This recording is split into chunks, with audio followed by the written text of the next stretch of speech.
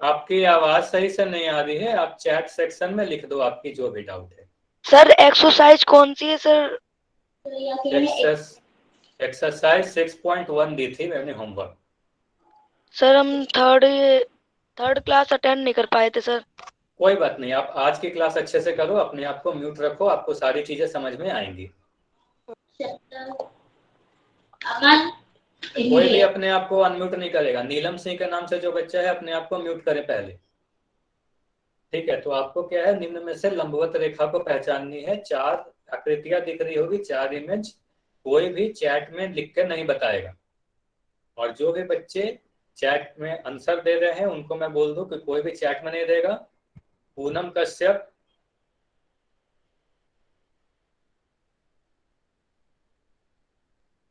जो भी बच्चे का पोल सेक्शन नहीं आ रहा वो क्या करेंगे, जब मैं पोल एंड कर देता हूं तब आप लोग चैट सेक्शन में आंसर देंगे। दूसरी बात, मैं बार बार यही कहता हूं कि आप इस क्लास खत्म होने के बाद आपको इस गूगल मीट का जो ऐप है उसे अपडेट करना होगा। जब आप अपडेट करोगे तभी आपको चैट सेक्शन, ये पोल सेक्शन दिखाई देगी, है ना। तो पोल के लिए आपको अपना गूगल मीट अपडेट करना होगा।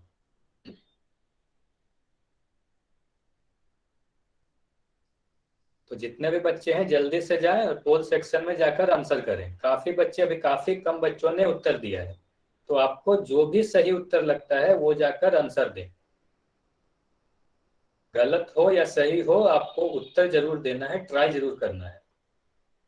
चलो, क्योंकि ये क्वेश्चन काफी आसान थी इसलिए हम क्या करते हैं, अब ज्यादा समय नहीं बर्बाद करेंगे। अब इस क्वेश्चन को डिस्कस करेंगे कि इस क्वेश्चन का सर सही स्क्रीन आंसर। पे आपकी फोटो नहीं आ रही। ठीक है, मेरी फोटो से कोई जरूरत नहीं है। आप क्या करो, स्क्रीन मेरी दिख रही है ना, तो मेरी स्क्रीन देखो। चलो, अब हम डिस्कस करते हैं कि इस क्वेश्चन का सही आंसर क्या है, लंबवत रेखा कौन सी है। तो आप में से जितने भी बच्चों ने आंसर दिया है, आप जिसका भी पोल सेक्शन नहीं आ रहा था, अब वो लोग चैट सेक्शन में जाकर आंसर कर सकते हैं। तो आप में से मैक्सिमम बच्चे, जितने भी लोग ने आंसर दिया है, उनके आंसर या तो बी है या डी है।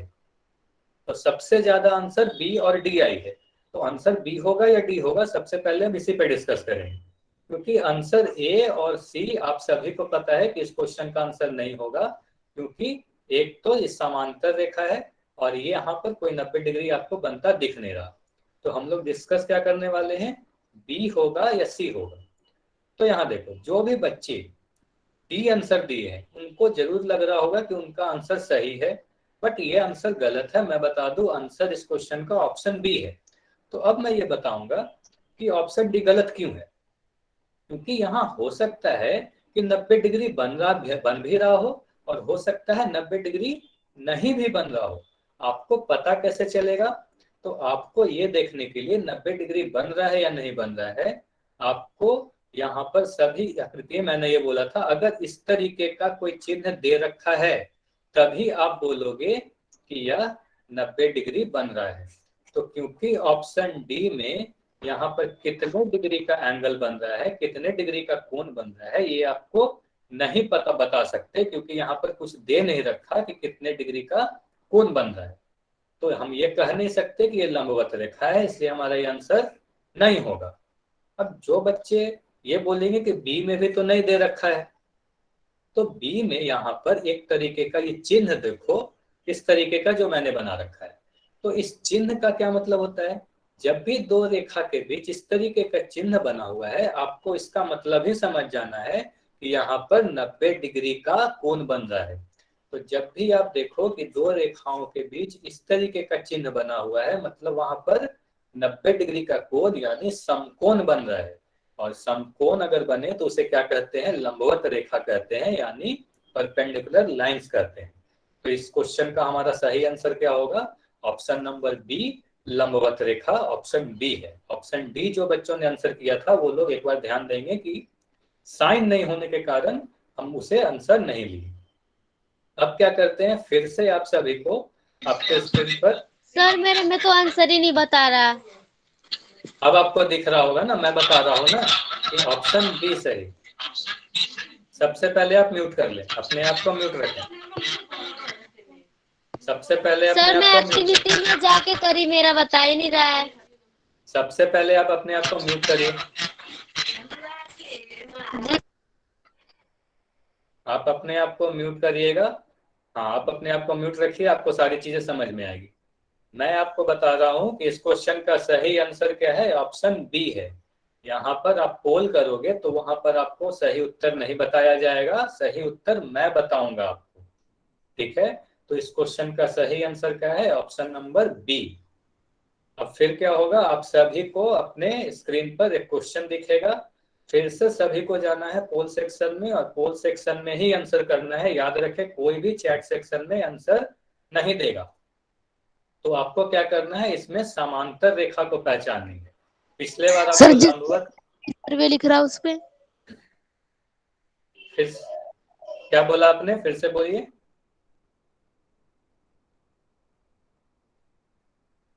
तो आपको क्या करना है, निम्न में से समांतर रेखा पहचाननी है। पिछले बार मैंने लंबवत रेखा पूछी थी, अब आपको क्या करना है, समांतर रेखा पहचाननी है। तो चारों इमेज को देखो और आपको देखना है कि इसमें समांतर रेखा कौन सी है, ए, बी, सी या डी। काफी कम बच्चों के आंसर आ रहे हैं, सभी लोग जाकर आंसर करें।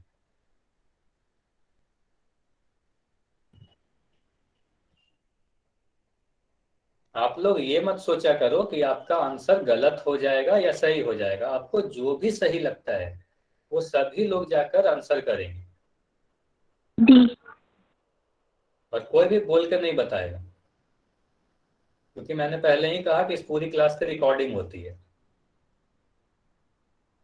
और कोई भी चैट सेक्शन में नहीं लिखेगा, मैं बार बार बोल रहा हूं, कोई भी चैट सेक्शन में आंसर नहीं लिखेगा।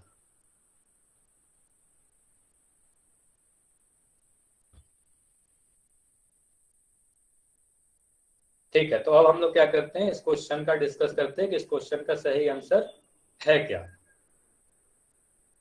अब जिसके पास पोल सेक्शन नहीं आ रहा था वो लोग जाएं और वो लोग चैट सेक्शन में आंसर लिख सकते हैं। अब जाके वो चैट सेक्शन में आंसर लिखें। तो यहाँ पर पूछा जा रहा था, निम्न में से समांतर रेखा यानी पैरेलल लाइंस को पहचाननी है। तो पैरेलल लाइंस के बारे में मैंने क्या बताया, ऐसी दो रेखा जो एक दूसरे को कभी भी काटती नहीं है उसे पैरेलल लाइंस यानी समांतर रेखा कहते हैं। तो अगर आप यहाँ पर देखो तो ऑप्शन ए और ऑप्शन सी तो साफ दिख रहा है कि ये समांतर रेखा नहीं होगी, क्योंकि ये दोनों को काट रही है। अब हम देखते हैं ऑप्शन बी या डी में। तो आप में से जितने भी बच्चों ने आंसर किया है उसमें से मैक्सिमम बच्चों ने या तो आंसर बी किया है या आंसर डी किया है। मछली अब हम तिल की देखते हैं कि रानी है, हमारा आंसर जीवन बी उसका होगा। पानी है, हाथ लगा। जो भी बच्चा अपने आप को इस तरीके से शैतानी कर रहा है उनको मैं बता दूं कि आप क्लास से आपको रिमूव किया जा सकता है।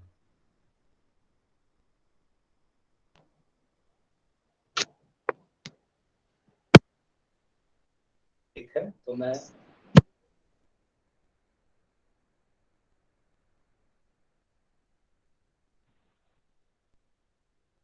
सर चलो ठीक है, अब कोई डिस्टरबेंस नहीं होगी। अब देखते हैं कि इस क्लास में इसमें से बी या डी में से कौन सी समांतर रेखा है। तो काफी बच्चों के आंसर बी आए हैं और काफी बच्चों के आंसर डी आए हैं। तो यहाँ पर कंफ्यूजन क्या है, आपको दोनों ही लग रही होगी कि दोनों ही रेखाएं तो समांतर है। तो मैंने पिछले क्लास में ये बताया था कि दो समांतर रेखा के बीच में एक तरीके का चिन्ह रहेगा। मान लो अगर दो रेखा इस तरीके से मैंने बनाया तो उसके बीच में अगर इस तरीके से चिन्ह बना है तभी आप कह सकते हो ये दोनों रेखा समांतर है। इसलिए यहाँ पर आप ऑप्शन बी और डी को देखो तो यहाँ पर ऑप्शन डी में आपको दिख रही होगी कि दोनों ही रेखाओं पर ये जो बीच में मैंने तीर के निशान बनाई है ये दिखाता है, ये दर्शाता है कि ये दोनों रेखाएं क्या है, समांतर है। ऑप्शन बी में इस तरीके का कोई भी चिन्ह नहीं बना कर दिया गया है, इसलिए हम यह कह नहीं सकते कि वो दोनों जो दी गई रेखा है वो समांतर है या नहीं है। तो इस क्वेश्चन का सही आंसर क्या होगा, ऑप्शन नंबर डी इस क्वेश्चन का सही उत्तर होगा, क्योंकि इसी दोनों रेखाओं पर बीच में तीर का निशान बना रखा है।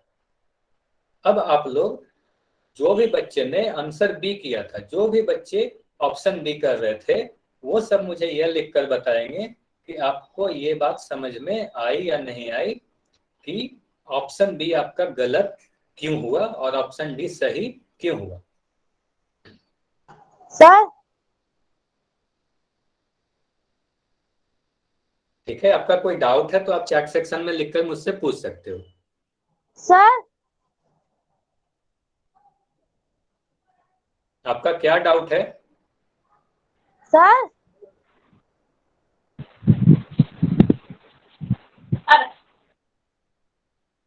कौन बच्चा ऐसा है जो बार बार अपने आप को अनम्यूट कर रहा है? आपको जब समझाया जा रहा है कि आपको अनम्यूट नहीं करना है, आपके एसआरएन नंबर के थ्रू आपकी पूरी डिटेल्स हमारे तक रहती है।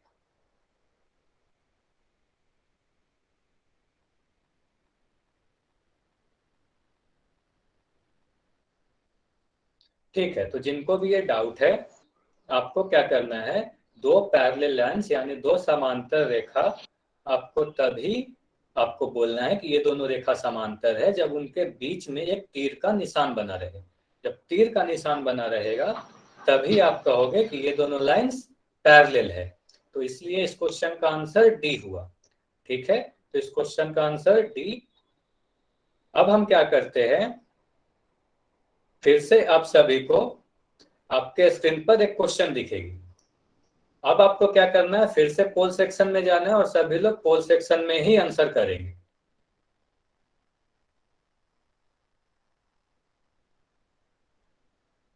अभी आपको पोल में कोई क्वेश्चन नहीं दिख रहा होगा, बस आप 1 सेकंड रुक जाओ। आप सभी को पोल सेक्शन में एक क्वेश्चन दिखेगा, फिर जाके आप सभी को आंसर करना होगा। अब आप सभी को पोल में एक क्वेश्चन दिख रहा होगा, आप सभी को जाना है और इस क्वेश्चन का आंसर करना है। कोई भी चैट सेक्शन में नहीं लिखेगा।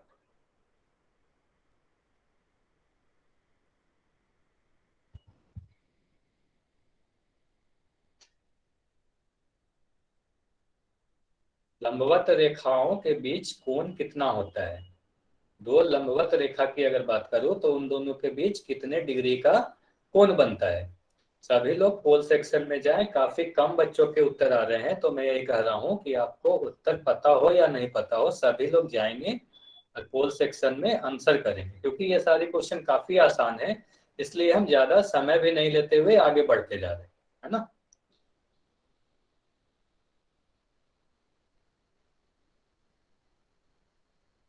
फिर से आप सभी बच्चे क्या कर रहे हो, सभी लोग चैट सेक्शन में ही आंसर दे रहे हो।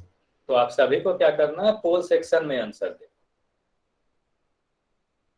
तो अब क्या करते हैं, इस क्वेश्चन को डिस्कस करते हैं कि हमारे इस क्वेश्चन का सही आंसर क्या है।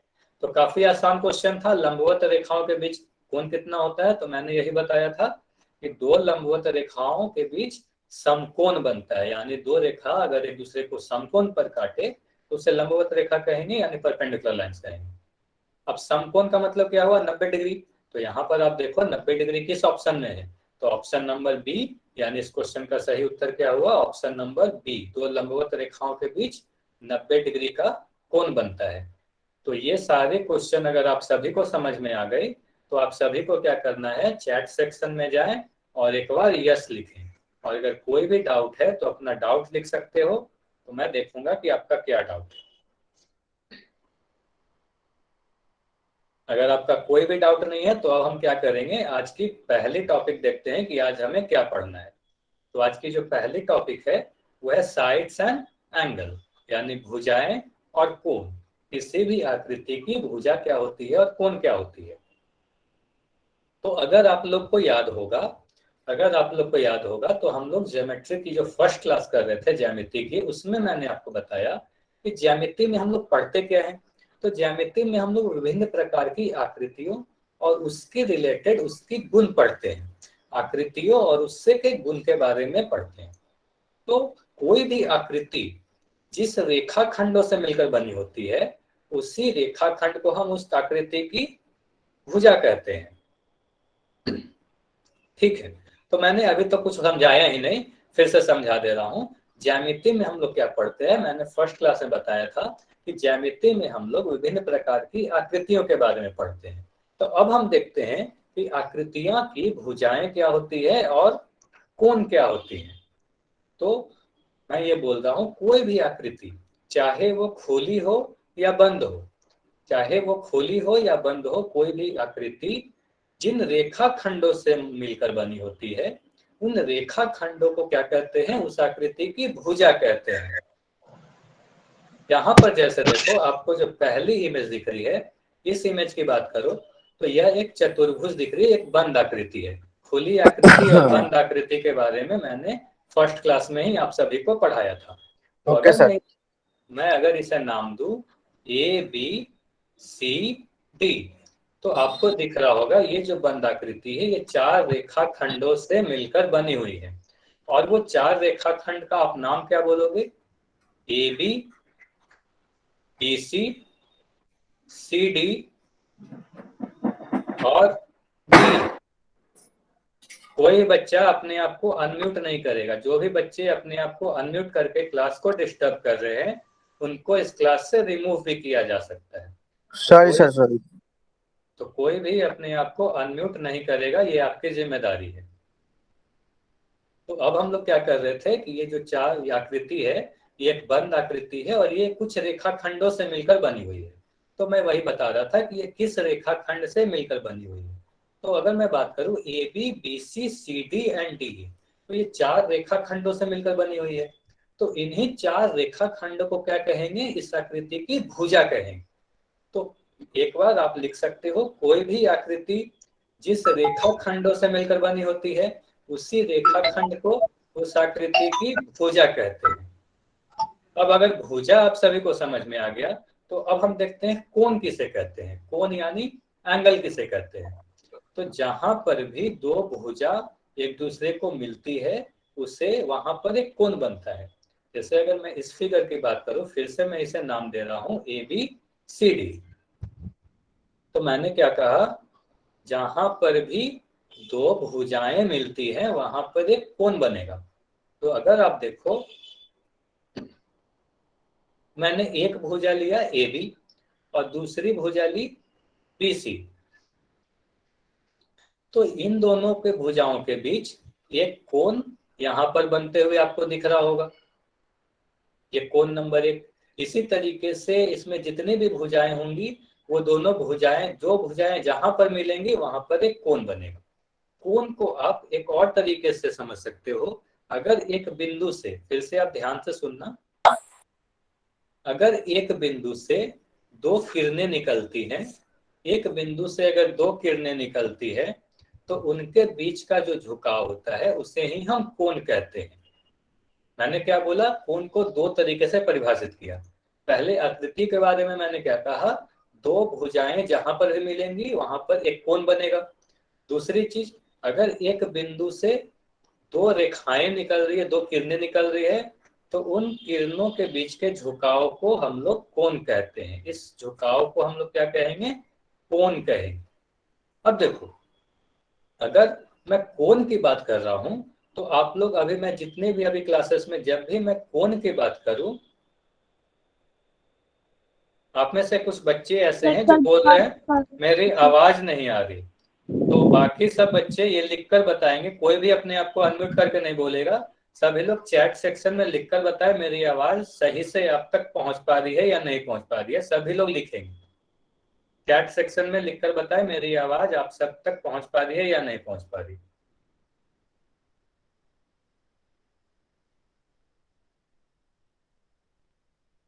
ठीक है, आ रही है। और कुछ बच्चों को नहीं आ रही होगी। बीच बीच में कुछ बच्चे जो अपने आप को अनम्यूट करते हैं, तो अनम्यूट करने के कारण भी मेरी आवाज नहीं जाएगी। तो जब तक आप में से सभी बच्चे अपने आप को म्यूट नहीं रखेंगे तब तक मेरी आवाज क्लियरली सभी तक नहीं जा पाएगी। और मैक्सिमम बच्चे यही बोल रहे हैं कि मेरी आवाज जा रही है। तो यहाँ पर मैं क्या बता रहा था? कोण के बारे में। तो जब भी मैं आपसे कोण के बारे में पूछूं या कोण के बारे में डिस्कस कर रहा हूं तो आप सभी लोग ये ध्यान देना कि अभी मैं किसी भी आकृति के अंदर वाले कोण की बात कर रहा हूं। कभी भी आप, कोई भी जब भुजा मिल रही है तो उसके अंदर की तरफ भी एक कोण बनती है और बाहर की तरफ भी कोण बनती है। तो अभी कोई भी बाहर की तरफ वाले कोण को नहीं देखेगा, उसकी चर्चा हम लोग आज की क्लास में नहीं कर रहे हैं। तो आज हम लोग क्या पढ़ने वाले हैं? किसी भी आकृति में अंदर के तरफ जो कोण बन रही है, आकृति के अंदर, उसे ही हम क्या कहेंगे?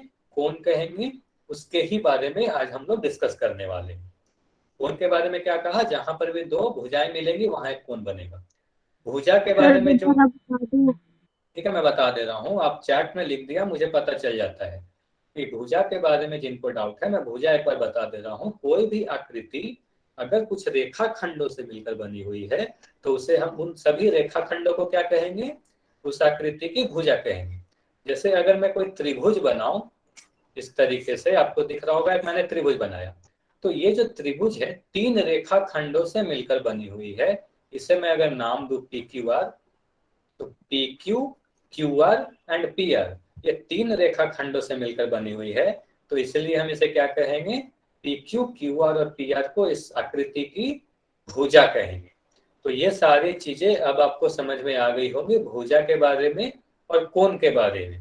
तो आप सभी लोग चैट सेक्शन में जाएं और एक बार Y लिखेंगे, मतलब आप सभी को समझ में आ गया। और कोई डाउट है अभी भी तो आप लोग अपना डाउट लिख सकते हो कि क्या आपका डाउट रह गया है। n नहीं लिखना है आपको, जो डाउट है वो लिखना है। अगर आप n लिखोगे तो मुझे क्या पता, कैसे पता चलेगा कि आपको क्या समझ में नहीं आया। चलो, तो अगर ये सारी चीजें आपको समझ में आ गई है तो अब क्या होगा, आपको फिर से एक स्क्रीन पर एक क्वेश्चन दिखेगी। आप सभी को पोल सेक्शन में जाना है। कोई भी, मैं बार बार यही कहता हूं कि कभी भी आपको जब मैं क्वेश्चन पूछूं तो किसी को भी चैट में आंसर नहीं करना है, किसी को बोलकर नहीं आंसर देना है। जिसको भी डाउट है वो अपना डाउट चैट सेक्शन में लिख दे। तो अभी आपको क्या करना है, आपके स्क्रीन पर जो क्वेश्चन दिख रही है इस क्वेश्चन को देखना है और सभी को पोल सेक्शन में जाए और पोल सेक्शन में इसका आंसर करें।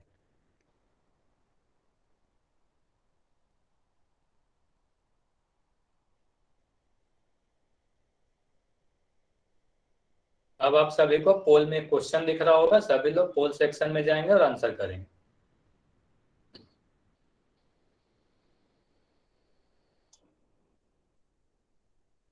तो आप यह कह सकते हो कि कोई भी अगर जो भी फिगर है वो फिगर जिस भी लाइन सेगमेंट से मिलकर बनी हुई है उन्हीं लाइन सेगमेंट्स को क्या कहते हैं, उस फिगर का साइड्स कहते हैं। ठीक है, जो भी बच्चे आंसर दे देते हैं वो बस कुछ देर वेट करेंगे, बाकी बच्चे जैसे ही आंसर देंगे फिर हम लोग क्या करेंगे, अपनी इसको डिस्कस करेंगे इस क्वेश्चन को कि इसका सही आंसर क्या है।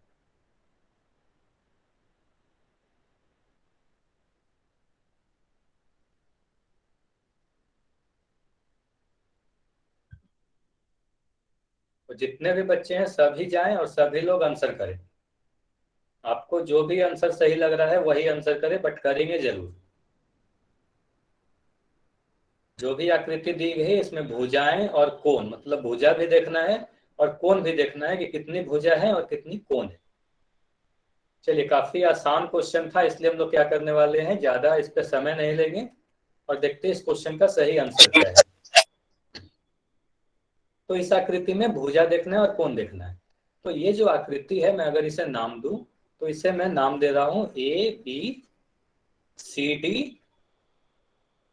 DDE।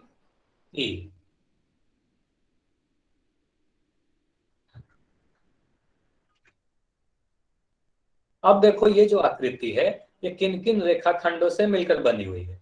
तो एक रेखाखंड मुझे दिखी AB, एक रेखाखंड दिखी मुझे BC, एक ये वाली, एक ये वाली, एक CD,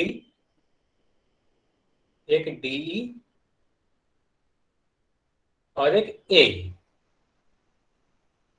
तो कुल यहाँ पर ये जो आकृति है 5 रेखाखंड से मिलकर बनी हुई है। तो इस पांचों रेखाखंड को क्या कहेंगे, इस आकृति की भुजाएं कहेंगे। तो इस आकृति में भुजाओं की संख्या कितनी है, टोटल 5 है। तो अब आप ऑप्शन देखो कि 5 किस ऑप्शन में ऐसा दे रखा है कि भुजाओं की संख्या नंबर ऑफ साइड्स 5 दे रखी है। तो यहाँ पर आप ध्यान से देखोगे तो सिर्फ और सिर्फ एक ही ऑप्शन ऐसा है, option number A. Option A में ही आपको दिखेगा कि भुजाएं की संख्या 5 दे रखी है। तो यहाँ से आपको साफ पता चल जा रहा है कि हमारा ऑप्शन बी, सी और डी इस क्वेश्चन का सही आंसर नहीं होगा, ऑप्शन नंबर ए ही सही होगा। फिर भी हमें यह भी पूछा जा रहा था कि इस फिगर में कोणों की संख्या ज्ञात करें। और कैसे वाले कोण, तो अंदर वाले कोण। मैंने पहले ही बताया कि अंदर वाले कोण को डिस्कस करना है। तो अंदर वाले कोण के बारे में आपको कैसे पता चलेगा, मैंने बोला जहां पर भी 2 भुजा मिलेगी वहां एक कोण बन जाएगी। तो अगर आप देखो, अगर मैं इसे दिखाऊं तो ये एक भुजा है AE और एक भुजा है AB।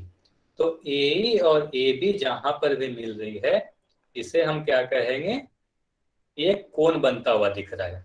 तो इसी तरीके से आप देखो एक कोण यहाँ पर बनता दिखेगा, एक BC और CD जहां मिल रही है वहां पर एक कोण दिखेगा, एक CD और ED जहां मिल रही है वहां पर एक कोण दिखेगा, और एक कोण दिखेगा जहां पर AE। सर आपकी आवाज नहीं आ रही। पहले अपने आप को म्यूट रखो तभी मेरी आवाज जाएगी। बाकी सभी बच्चों को मेरी आवाज जा रही है। अपने आप सभी लोग म्यूट रखोगे तो मेरी आवाज खुद ब खुद आप सभी तक जाएगी। तो यहाँ पर आप देख पा रहे हो टोटल 5 कोण भी बन रहे हैं। तो यहाँ पर 5 भुजाओं की संख्या भी 5 थी और कोणों की संख्या भी 5 थी। 1 2 3 4 5। तो यहाँ पर टोटल कोण कितने हैं, टोटल 5 कोण है और टोटल भुजा भी 5 थी। तो इस क्वेश्चन का सही उत्तर क्या हुआ, हमारा ऑप्शन नंबर ए हुआ। भुजाओं की संख्या भी 5 और कोणों की संख्या भी 5। अगर ये क्वेश्चन में आप सभी को समझ में आ गया तो सभी लोग चैट सेक्शन में जाएं और यस लिख दे यानी वाई लिख दे। ठीक है, काफी आसान क्वेश्चन। सर एक बात पूछे। आप लोग जिसको भी कोई डाउट है, जो भी चीज पूछना है, आप लोग कोई भी अपने आप को अनम्यूट ना करो। जैसे ही आप अनम्यूट करते हो सर वो एक लड़की आई है मेरे पास इस मीटिंग को ज्वाइन करने, तो ये हो ही नहीं रही, इसकी स्क्रीन नहीं दिख रही। वो आपके फोन से ही ज्वाइन होना चाह रही है ना। हेलो सर फोन को साथ लेकर आई है। मेरी स्क्रीन तो वो SRN नंबर आप अपना डालोगे, तो जैसे ही आप SRN नंबर डालोगे तो वो आप इंटर कर जाओगे इस क्लास में। जैसे ही आप अपना सही SRN नंबर डालोगे आप इस क्लास में एंटर कर जाओगे। Okay sir. अब आपको फिर से आपके स्क्रीन पर एक क्वेश्चन दिख रहा है, आप सभी को जाना है पोल सेक्शन में आंसर करना है।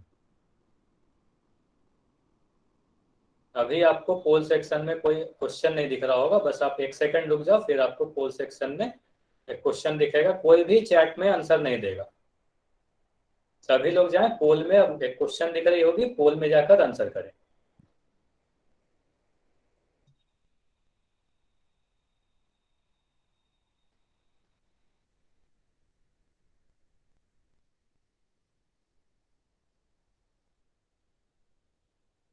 मैं बता दूं इस क्वेश्चन में आप समय ले सकते हो, आप ध्यान से देखो, क्योंकि इस क्वेश्चन में अगर आप हड़बड़ी करोगे तो आपकी आंसर गलत हो जाएंगे। कोई भी बच्चा चैट सेक्शन में आंसर नहीं देगा, आप सभी लोग चैट सेक्शन में ही आंसर देते हो। इससे क्या होती है, अगर आप एक में से एक भी बच्चा अगर गलत आंसर देता है तो बाकी सभी को भी लगता है वही सही आंसर है।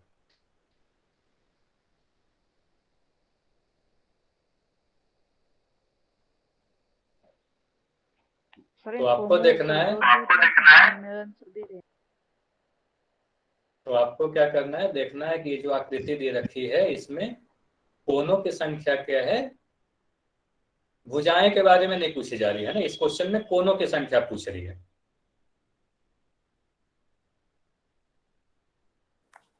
सर इनको रिमूव कर देंगे, चैट सेक्शन में आंसर दे रहे हैं।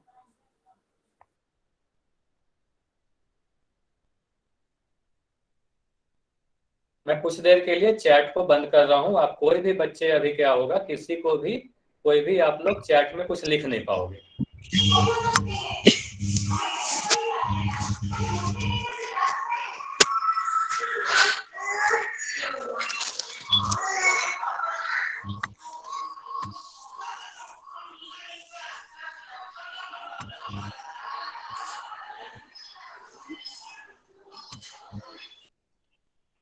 चलिए, तो अब हम लोग डिस्कस करते हैं क्वेश्चन का सही आंसर क्या है। तो देखिए क्या हुआ कि इस क्वेश्चन में काफी बच्चों के आंसर गलत आए हैं। तो अब देखते हैं इस क्वेश्चन का सही आंसर क्या है। क्योंकि काफी बच्चों के आंसर गलत आए हैं, तो आप सभी को ध्यान से सुनना है कि आपने क्या क्या गलतियां की। मैं यही बोलता हूं कि आप लोग आंसर जरूर करो। जब आप गलती करोगे तो उस गलती से आप सीखोगे कि आप लोगों की गलती क्या हो गई थी। तो यहाँ पर आपको जो आकृति दे रखी है, इसमें पूछा यह जा रहा था कि इसमें कितने कोण है, कोणों की संख्या बताएं। तो कोण के बारे में मैंने क्या बोला, जहां पर भी दो भुजा मिलेगी वहां पर एक कोण बनेगा। हमेशा जहां पर भी दो भुजा मिलेगी एक कोण बनेगा। तो आप इस आकृति को अगर देखो तो यहाँ पर मैं सभी भुजा को अगर नंबर करूं तो देखो कितनी भुजाएं हैं। तो 1 2 3 4 5 6, अभी मैं भुजा गिन रहा हूं, 8 9 10 11 12। तो इससे ये पता चल रहा है कि ये जो आकृति दे रखी है इसमें टोटल 12 भुजा है। लेकिन भुजा तो हमसे पूछी नहीं गई थी, हमसे पूछी गई थी कि इस आकृति में कोनों की संख्या कितनी है। तो मैंने यही आपको बोला कि आपको जहां पर भी दो भुजा मिलेगी वहां एक कोण बनेगा। तो जहां पर भुजा 1 आपको दिख रहा होगा, ये वाली भुजा और ये वाली भुजा, 1 और 2 जहां पर मिल रही है यहाँ पर एक कोण बनता हुआ आपको दिख रहा होगा। उसी तरीके से जहां पर ये 2 नंबर वाली भुजा और 3 नंबर वाली भुजा, इसको शायद काफी बच्चे ऐसे हैं जो काउंट करना छोड़ दिए, यहाँ पर भी एक कोण अंदर की तरफ ये वाली बन रही है। तो इसे भी आपको गिनना है। तो जहां पर भी दो भुजा मिलेगी एक कोण बनेगा, अंदर की तरफ वाले कोण की हम बात कर रहे हैं। बाहर की तरफ भी कोण बनती है लेकिन बाहर वाले की बात अभी हम लोग नहीं कर रहे। तो यहाँ पर आप देखो 3 नंबर भुजा और 4 नंबर भुजा यहाँ पर मिल रही है, यहाँ पर भी एक कोण बनता दिख रहा होगा। तो इस तरीके से आप सभी कोणों को आप अगर लिखते जाओगे तो आपको दिखेगी इस फिगर में कितने कोण बनते दिखेंगे। सभी कोणों को मैं दिखाऊं तो आप लोग सभी लोग ध्यान से देखना, 1 2 3 4 5 6 सर आगे पढ़ा 7 8 9। जिनको भी ये चीज समझ में आ गए कुछ देर आप लोग, कोई भी अपने आप को अनम्यूट करके नहीं बोलेगा, बार बार मैं बोल रहा हूँ। जो भी बच्चे बोल रहे हैं आगे बढ़ाओ, बस कुछ देर के लिए आप लोग वेट कर लो, फिर हम लोग आगे ही बढ़ेंगे। फिर एक कोण यहाँ पर बनी, एक कोण यहाँ बनी और एक कोण यहाँ बनी। आप अगर सभी कोणों को गिनोगे तो आपको टोटल 12 यानी 12 कोणें बनती दिख रही होगी।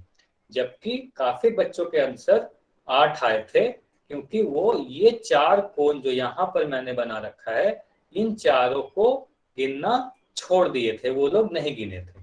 तो आप सभी को देखना है जहां पर भी दो भुजा मिल रही है एक कोण अवश्य बनेगा। तो इसमें टोटल 12 कोणें बन रही है। इस क्वेश्चन का सही उत्तर क्या होगा? Option number C, total 12। तो क्योंकि इस क्वेश्चन को काफी बच्चों ने आंसर गलत दिया था, अब आप सभी को समझ में आ गया है, तो आप सभी लोग चैट सेक्शन में जाएं और यस लिखें। जिनका भी आंसर गलत हुआ था वो लोग बताएंगे कि आप लोग को ये चीज समझ में आ गई या नहीं आई कि आपका आंसर गलत क्यों हुआ था। आप लोग यस लिख देंगे। अच्छा, आपको चैट सेक्शन नहीं आ रहा होगा, मैं 1 मिनट चैट सेक्शन को ऑन कर देता हूं। आप लोग अभी चैट नहीं कर पा रहे होगे।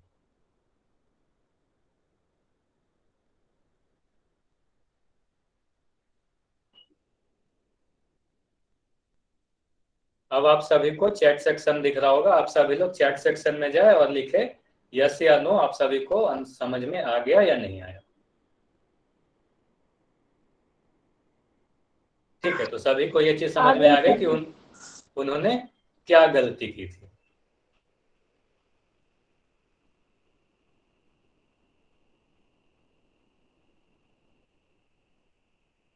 चलो आगे बढ़ने के पहले आप सभी बच्चे ये मुझे बताएंगे कि आपका मीडियम कौन सा है। आप हिंदी मीडियम के बच्चे हो या इंग्लिश मीडियम के बच्चे हो। सब कोई भी चैट सेक्शन में नहीं लिखेगा, सभी लोग पोल सेक्शन में जाएं और पोल सेक्शन में आपको एक क्वेश्चन दिख रहा होगा। आप सभी लोग पोल में आंसर करें कि आप हिंदी मीडियम के बच्चे हो या इंग्लिश मीडियम के बच्चे हो।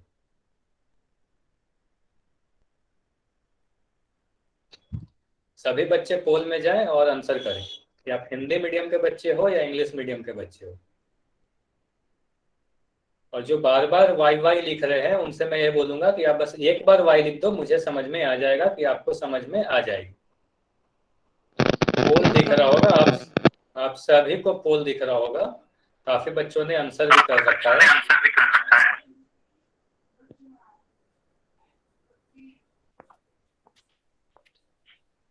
अनुज कुमार के नाम से जो बच्चा है, अपने आप को म्यूट करें।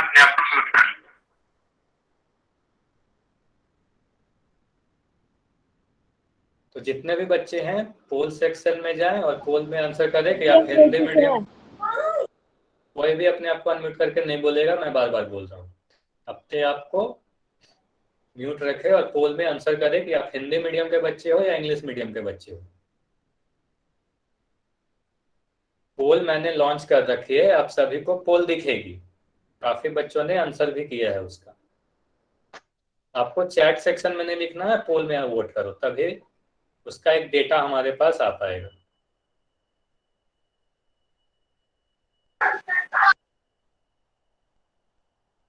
चलो ठीक है, तो अब क्या करते हैं, हम लोग कंटिन्यू करते हैं अपनी क्लास को। आगे हम लोग क्या पढ़ने वाले हैं।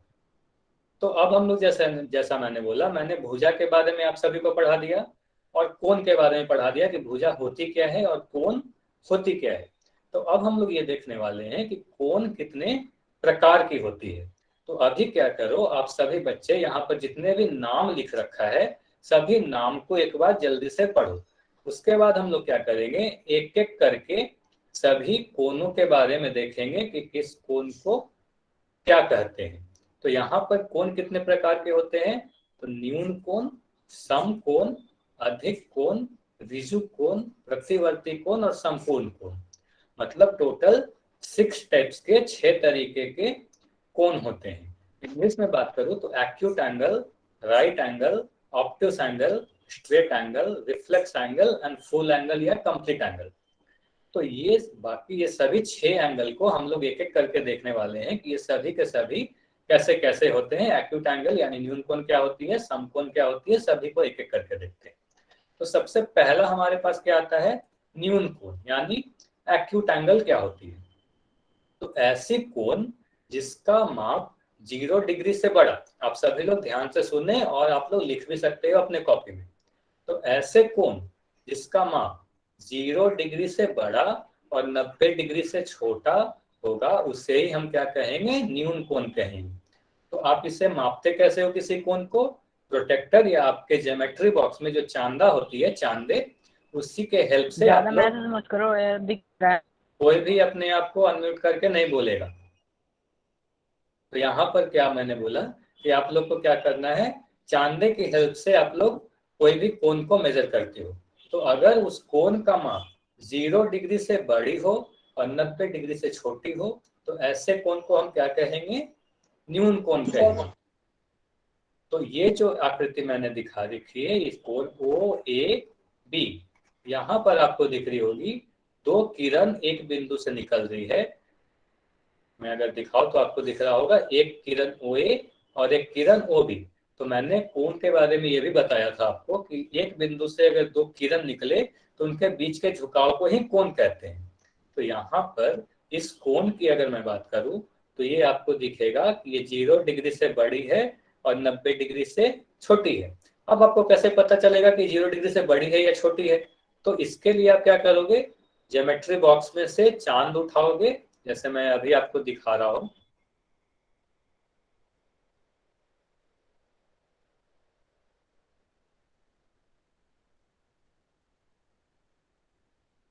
तो आप सभी बच्चे को दिख रहा होगा, आप सभी लोग देखो और इसको देख के बताओ कि इस कोण का माप कितने डिग्री का है। सभी लोग चैट सेक्शन में आंसर लिख सकते हो। अभी सभी लोग चैट सेक्शन में लिखोगे इस कोण का माप कितना डिग्री है। तो प्रोटेक्टर की हेल्प से, चांदे की हेल्प से आपको ये पता चल जाएगा कि इस कोण की जो मेजरमेंट है, ये जो माप है, ये 45 डिग्री है। तो 45 डिग्री के बारे में अगर मैं बोलूं तो 45 डिग्री यानी 45 डिग्री को आप क्या कहोगे, ये 0 से तो बड़ी है और 90 से छोटी है। तो 0 से बड़ी और 90 से छोटी अगर है तो ऐसे कोण को क्या कहेंगे, न्यून कोण यानी एक्यूट एंगल कहेंगे। सभी लोग लिख लेंगे, सभी लोग लिख लेंगे एक्यूट एंगल मतलब 0 डिग्री से बड़ी और 90 डिग्री से छोटी। अब अगर ये सारी चीजें आपको समझ में आ गया एक्यूट एंगल के बारे में, तो हम लोग क्या करने वाले हैं, समकोण के बारे में पढ़ते हैं। समकोण क्या होती है, तो समकोण के बारे में पता है। समकोण जिसको पता है वो बस एक बार सुन ले, आपको क्या होगा, रिवाइज हो जाएगा। तो समकोण यानी राइट एंगल किसे कहते हैं? 90 डिग्री के बराबर। अगर कोई दो रेखा या दो किरण के बीच 90 डिग्री का कोण बन रहा हो तो उसे हम क्या कहेंगे? समकोण कहेंगे, राइट एंगल कहेंगे। ये भी आप लोग लिख लें, किसी भी दो रेखा या किरण के बीच अगर 90 डिग्री का कोण बने तो उसे हम क्या कहते हैं? समकोण कहते हैं। और हम जब लंबवत रेखा पढ़ रहे थे तो वहां पर भी मैंने आपको ये चीज बताया था समकोण के बारे में। और ये जो चिन्ह मैंने बना रखा है यह भी यही दर्शाता है कि यहाँ पर 90 डिग्री का कोण बन रहा है। अगर मैं इससे नाम दूं OA और OB, तो OA किरण और OB किरण यानी OA रे और OB रे के बीच में जो कोण बन रहा है वो 90 डिग्री का कोण बन रहा है। तो अगर 90 डिग्री का कोण बने तो ऐसे कोण को क्या कहेंगे? समकोण कहेंगे, यानी राइट एंगल कहेंगे। तो न्यून कोण और समकोण के बारे में आप सभी को अगर समझ में आ गई है तो आप लोग क्या करोगे? चैट सेक्शन में जाओ और यस लिखो, और कोई भी डाउट हो तब जाके आप लोग अपना डाउट लिखोगी कि ये मुझे नहीं समझ में आया, आप पूछ सकते हो।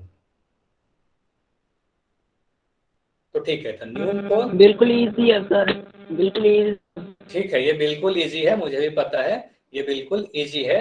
तो काफी बच्चे ऐसे हैं जिनको ये सारी चीजें एक बार रिवीजन के लिए, जब आप ये सारी चीजों को रिवाइज कर लेते हो तो क्या होती है, जब 9th क्लास का जब आप मैथ्स बनाओगे तो वो चीजें काफी आसान लगने लगेंगी आपको। ठीक है, तो ये राइट एंगल्स के बारे में हम लोगों ने पढ़ लिया। अब हम लोग देखते हैं कि ऑब्ट्यूस एंगल यानी अधिक कोण किसे कहते हैं। तो ऐसे कोण जिसका माप 90 डिग्री से तो बड़ा हो और 180 डिग्री से छोटा हो। सभी लोग ये छोटा ध्यान हो दें, जी, 180 डिग्री से छोटा। कोई भी अपने आप को अनम्यूट करके नहीं बोलेगा, ये मैं बार बार बोल रहा हूँ। आप लोग इस तरीके से शैतानी क्लास में नहीं करोगे, तो अपने आप को अनम्यूट नहीं करना है। आपको पता है तो बस एक बार क्या करो, ध्यान से सारी चीजों को सुनो, आपको क्या होगा, ये सारी चीजें रिवाइज हो जाएंगी। तो ऑब्ट्यूस एंगल के बारे में मैंने क्या बोला कि 90 डिग्री से बड़ी होनी चाहिए और 180 डिग्री से छोटी होनी चाहिए। तो ऐसे कोण जिसका माप 90 डिग्री से बड़ा हो और 180 डिग्री से छोटा हो, तो ऐसे कोणों को क्या कहेंगे? ऑब्ट्यूस एंगल यानी अधिक कोण कहेंगे। तो अगर मैं यहाँ पर आपको दिखाऊं OPQ, अगर मैं इसे नाम दूं OP और OQ किरण के बीच में कैसी कोण बन रही है, तो फिर से मैं प्रोटेक्टर यानी चांद से मेजर करूं,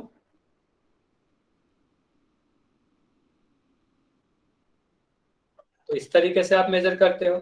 अब आपको दिखेगी कि यहाँ पर जो कोण बन रही है वो 120 डिग्री की कोण बन रही है। OP और OQ रेखा या किरण के बीच 120 डिग्री की कोण बन रही है। तो 120 डिग्री के बारे में आप क्या बोलोगे? ये 90 से तो बड़ी है और 180 से छोटी है। तो 90 डिग्री से बड़ी और 180 डिग्री से छोटी जो भी कोण होगी उसे हम क्या कहेंगे जी? 125 डिग्री की कोण बन रही है। तो आपने सही लिखा, 125 डिग्री की कोण बन रही है। यहाँ पर 120 है, उससे आगे 125 डिग्री, बिल्कुल सही। तो जो भी बच्चे 125 लिख रहे थे बिल्कुल सही, मैंने एक बार यहाँ पर देखने में मुझसे गलती हुई, 125 डिग्री की कोण बन रही है। तो 125 डिग्री के बारे में हम क्या कहेंगे? ये 90 डिग्री से बड़ी है और 180 डिग्री से छोटी है। तो 90 से बड़ी और 180 से छोटी है, इसलिए हम इसे क्या कह सकते हैं? यह एक अधिक कोण है यानी ऑब्ट्यूस एंगल है। और एक चीज हम लोग और पढ़ लेते हैं, आज का लास्ट कंसेप्ट पढ़ लेते हैं कि रिजु कोण क्या होती है। रिजु कोण पढ़ लेंगे, फिर जो बची हुई रह जाएंगे रिफ्लेक्स एंगल यानी प्रतिवर्ती कोण और संपूर्ण कोण, वो हम लोग नेक्स्ट क्लास में कर लेंगे। तो एक बार ये देख लेते हैं कि रिजु कोण किसे कहते हैं। तो रिजु कोण यानी स्ट्रेट एंगल। तो जैसे मैंने समकोण में क्या बोला, समकोण पढ़ाते हुए बोला कि वैसे कोण जिसका माप 90 डिग्री हो तो उसे हम समकोण कह देंगे। उसी तरीके से जो भी कोणों का माप 180 डिग्री हो उसे हम रिजु कोण या सरल कोण, दोनों ही चीज लिख लीजिएगा अपने कॉपी में। 360 से छोटा लिखना नहीं चाहिए अभी, जब मैं वो पढ़ाऊंगा प्रतिवर्ती कोण वगैरह तब बताऊंगा 360 एंगल के बारे में। अभी आप ये देखो स्ट्रेट एंगल रिजु कोण के बारे में। तो इसका 3 नाम है, आप तीनों नाम लिख सकते हो, रिजु कोण, सरल कोण या स्ट्रेट एंगल। तो इसे क्या, जब भी 180 डिग्री में माप होगा किसी भी कोण का तो उसे हम कहेंगे रिजु कोण। अब ये बनता कैसे है? तो मान लो कोई बिंदु से, अगर मैं बोल रहा हूं यहाँ पर एक बिंदु हमारा O है और इसके दो विपरीत दिशाओं में दो किरणें निकल रही हैं। एक किरण OA और दूसरी किरण, एक किरण OA और दूसरी किरण OB। दोनों आपको दो विपरीत दिशाओं में निकलती दिख रही होगी, जैसा मैं अभी आपको अपने पेन में दिखा रहा हूं। तो अभी आप सभी को दिख रहा होगा, एक इस तरीके से, एक ये, दोनों बिल्कुल विपरीत दिशा में है। तो जब भी ऐसी दो किरण हो जो बिल्कुल विपरीत दिशा में हो, तो उनके बीच में ये जो कोण बन रहा है, ये वाली कोण, इस वाली कोण को क्या कहते हैं? 180 डिग्री, 180 डिग्री इसे ही कहते हैं। और इसे क्या कहते हैं? नाम रिजु कोण देते हैं। इसका नाम है रिजु कोण। तो 180 डिग्री या रिजु कोण के बारे में आप सभी को अगर समझ में आ गई है तो आप लोग एक बार चैट सेक्शन में यस लिखें। इसके आगे की चीज हम लोग नेक्स्ट क्लास में पढ़ेंगे। ठीक है, तो दो चीज हमारा रह गया, रिफ्लेक्स एंगल यानी प्रतिवर्ती कोण और कंप्लीट एंगल यानी संपूर्ण कोण।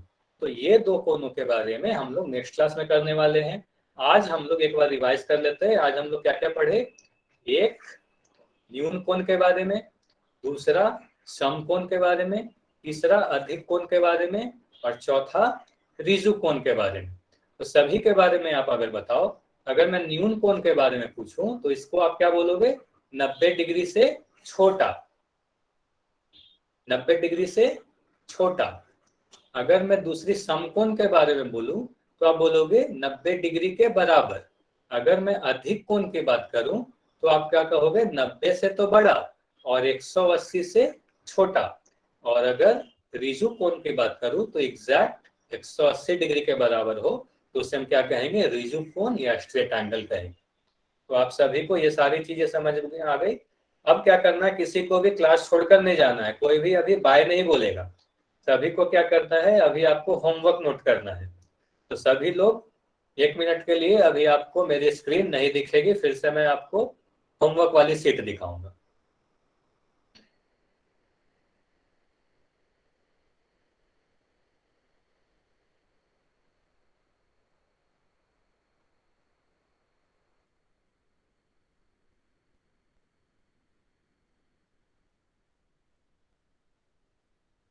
तो आप सभी के पास, जिसके पास भी ये बुक है, आप सभी बताएं मेरी स्क्रीन अब दिख रही है कि नहीं? अवंती वाली बुक आप सभी को दिख रही है या नहीं दिख रही?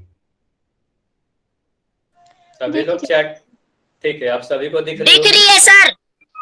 कोई भी इस तरीके से अनम्यूट करके नहीं बोलेगा, आप चैट सेक्शन में लिख दो। तो अब आपको क्या करना है, एक्सरसाइज, जिसके पास भी ये बुक है, आप सभी को पता है कुछ लोगों के पास ये बुक है और कुछ लोगों के पास ये बुक नहीं है। तो जिनके पास ये बुक है वो लिख ले कंसेप्ट ऑफ 1 का प्रश्नावली 1.1 और एक्सरसाइज 1.2। ये दोनों ही एक्सरसाइज आपको बनानी है। एक्सरसाइज 1.1 एंड 1.2 ये दोनों एक्सरसाइज आपकी होमवर्क है। अब जिनके पास भी ये बुक नहीं है, मैंने जूम कर दिया है, आप लोग को इसके स्क्रीनशॉट ले लेनी है। जिसके पास भी ये बुक नहीं है, या प्रश्नावली 1.1 की, जल्दी से आप लोग ये कौन सर कॉपी में भी उतारने हैं? नहीं, इसे आप वर्कबुक में ही बना लो। आपके पास अगर ये वर्कबुक है तो आप लोग वर्कबुक में बना लो, और अगर वर्कबुक नहीं है तो आप लोग कॉपी में बना लेना। सुखदेव शर्मा, आपको क्या रिपीट करना है? आप अपने आप को सिर्फ सुखदेव शर्मा, आपको जो डाउट है आप अपने आप को अनम्यूट करें और अनम्यूट करके बोल दें। क्या रिपीट करना है आप ये बताएं। नीलम सिंह के भी नाम से जो बच्चे, अभी सुखदेव शर्मा सिर्फ बोलेंगे और कोई नहीं बोलेगा। सुखदेव शर्मा के नाम से जो भी बच्चे हैं बोल रहे हैं रिपीट करने के लिए। चलिए, तो इसके स्क्रीनशॉट आप ले लिए होंगे, तो आप लोग अब 1.2 की स्क्रीनशॉट ले लो। ये दोनों ही एक्सरसाइज आप सभी को बनानी है। सर जिसने कर ली हूँ। क्या बोला आपने? आवाज नहीं आई आपकी। सर जिसने कर ली हूँ। अच्छा, ये एक्सरसाइज आपने बना ली है? तो आपने बना ली है तब तो बहुत अच्छी बात है, आपने तो पहले ही से बना ली है। आप लोग एक बार फिर से इसे बस देख लेना। हाँ, एक्सरसाइज 1.1 एंड 1.2 आपकी होमवर्क है। Exercise 1.1 and 1.2। Okay sir. ठीक है। अगर आपको कोई डाउट है, सबसे पहले तो सभी लोग म्यूट कर लें, और अगर आपको कोई भी अब भी कोई डाउट है तो आप लोग क्या करें, चैट सेक्शन में लिख दें, अदरवाइज अब क्लास आप लेफ्ट कर सकते हो। आपके नेक्स्ट क्लास कब होगी आप सभी को पता है, आपकी नेक्स्ट क्लास वेडनेसडे यानी बुधवार को होगी। सर जा सकते हैं? हाँ अब आप जा सकते हो, अगर आपका कोई डाउट नहीं है तो आप जा सकते हो। Thanks Raman. Thank you sir. कोई भी बाय अपने सर। आप को अनम्यूट करके नहीं बोलेगा। आप में से कोई भी बच्चे अनम्यूट करते हैं तो शोर मच जाती है। अगर कल स्कूल में होगी। कोई भी यहाँ पर बातें भी नहीं करेगा, कोई भी आपस में बातें नहीं करेगा।